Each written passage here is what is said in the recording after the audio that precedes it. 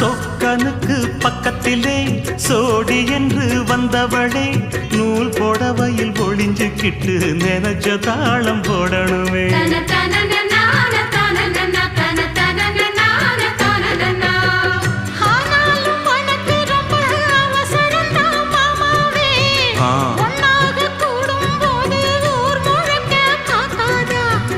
பார்த்தாலும் தவறு இல்ல பனியுறங்கும் ரோசாவே உன்னால சொத்த வச்ச மூக்குலதான் வைக்காதா.